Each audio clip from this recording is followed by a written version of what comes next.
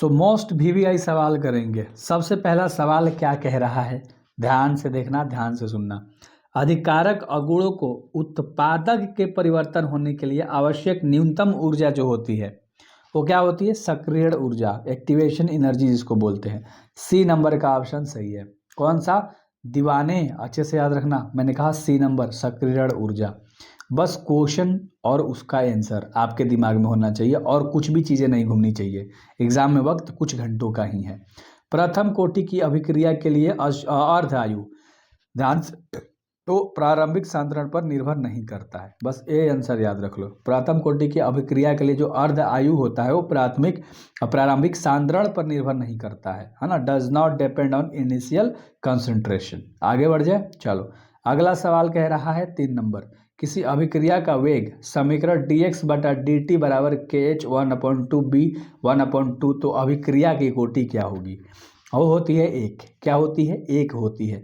ठीक है, आगे बढ़ जाए, एक होती है। डी नंबर ऑप्शन नीचे है, चलो कोई नहीं, आप देख लिए। अगला सवाल, किसी विलयन की चालकता समानुपाती होती है, चमकता नहीं, चालकता यहाँ होना चाहिए था। चालकता आपने सुन लिया, आयनों की संख्या के, नंबर ऑफ आयन्स। ठीक है, the conductivity of a solution is proportional to number of ions, यानी बी नंबर का ऑप्शन आपका सही है। बी नंबर का ऑप्शन सही है। अगला सवाल कह रहा है कि समपराश्रयी विलयन में सामान्य होती है, वो क्या सामान्य होती है लाडलो? तो मोलर सांद्रता। ए नंबर का ऑप्शन सही है। ए नंबर का ऑप्शन सही है ना। अच्छे से याद रखना दीवाने, एक एक सवाल याद होना चाहिए। निम्नलिखित में कौन विलयन का अणुसंख्य गुणधर्म नहीं है? यहाँ नहीं कह रहा है, पहले ऑप्शन सब देख लो।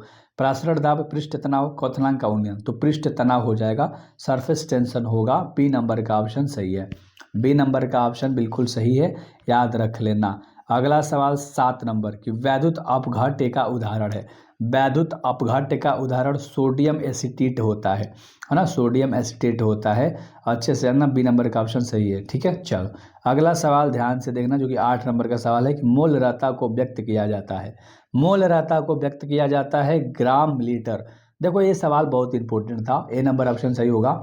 ये सवाल भी है, ये दीवाने, अच्छे से याद रख लेना। ठीक है, चलो अगला सवाल, निम्नलिखित में किसका हिमांक अवनमन अधिक होता है?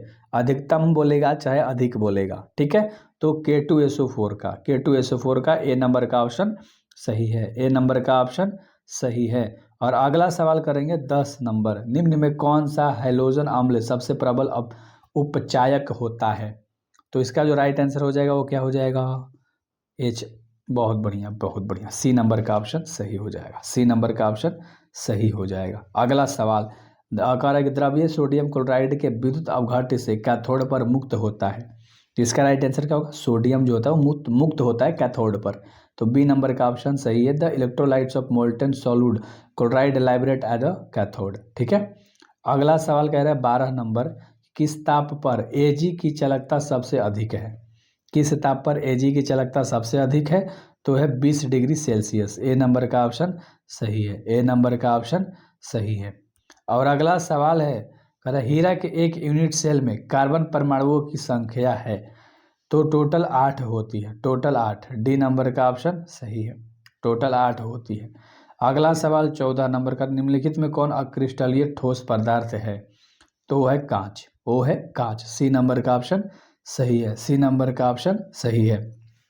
अगला, सौर सेल बनाने के लिए उपयोग में लाया जाने वाला पदार्थ है, तो पदार्थ होता है सिलिकॉन। क्या होता है? सिलिकॉन। 20 नंबर का ऑप्शन सही है। 20 नंबर का ऑप्शन सही है। अगला सवाल, 8:8 प्रकाश की पैकिंग उपस्थिति पूछ रहा है, तो CaCl होता है। देख लो ये सवाल याद रखना, 8:8 type of packing is present of CaCl, तो इसी में प्रेजेंट होता है, तो बी नंबर ऑप्शन सही है दीवाने। और अगला 17 नंबर सवाल की सहसंयोजक ठोस का उदाहरण है।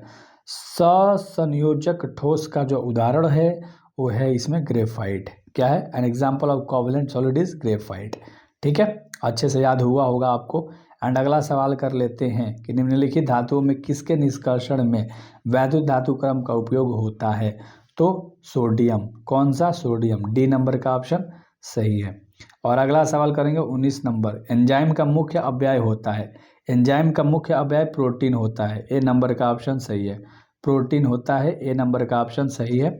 अगला सवाल कि टिंडल प्रभाव प्रदर्शित करता है। टिंडल प्रभाव प्रदर्शित करता है वास्तविक घोल द्वारा, जिसको ट्रू सोल्यूशन हम लोग बोलते हैं। ए नंबर का ऑप्शन सही है। ये सवाल भी है, ये दीवाने अच्छे से याद रख लेना। और अगला 21 नंबर सवाल है कि रासायनिक अधिशोषण में कितनी परतें होती हैं? तो टोटल एक परत ही होता है बस, है ना। तो ए नंबर का ऑप्शन याद रख लो, ज़्यादा कुछ नहीं आपको याद करना है। अगला सवाल, निम्नलिखित में से किस विधि के द्वारा कोलाइडी विलयन की शोधन किया जाता है? तो इसका राइट आंसर हो जाएगा अपोहन, जिसको डायलिसिस बोलते हैं। सी नंबर ऑप्शन सही है। सी नंबर ऑप्शन सही है। अगला सवाल 23 नंबर का है, किसी रासायनिक अभिक्रिया की दर, किसी रासायनिक अभिक्रिया की दर समय के साथ बढ़ती है, increase with time. A number का ऑप्शन सही है। ए नंबर का ऑप्शन सही है। अगला सवाल 24 नंबर, सल्फाइड अयस्कों का सांद्रण किया जाता है, वो किया जाता है फेन उत्प्लावन विधि के द्वारा, front फ्लोशन of method. A number का ऑप्शन सही है। ए नंबर का ऑप्शन सही है। अगला सवाल, NaOH इनमें से किसे कहते हैं? NaOH कॉस्टिक सोडा को हम लोग कहते हैं। ए नंबर का ऑप्शन सही है। ए नंबर का ऑप्शन सही है। अगला सवाल 26 नंबर, कॉपर पाइराइट का सूत्र है, वो होता है CuFeS2। बी नंबर का ऑप्शन सही है। बी नंबर का ऑप्शन सही है, ठीक है, याद रख लेना। अगला सवाल है, चक्रीय मेटाफास्फोरिक अम्ल में POP बंध की संख्या होती है, वो होती है 3 टाइप्स, 3 होती है, ठीक है, 3 होती है। अगला सवाल 28 नंबर, आवर्त सारणी के द्वितीयक आवर्त के तत्वों की संख्या है। तो सिंपल है यार, ये टोटल तो 8 होती है। ये बहुत आसान सवाल था। अगला सवाल कि अमोनिया का निर्माण किस विधि द्वारा होता है? तो अमोनिया का जो है वो हेबर विधि द्वारा होता है, हेबर विधि, है ना। और अगला सवाल कह रहा है कि निम्नलिखित में से किस उत्कृष्ट गैस के द्वारा सबसे ज़्यादा योग बनाया गया है? तो XE याद रख लेना, बस इतना याद रखना। तो चलो मिलते हैं भाई नेक्स्ट वीडियोस।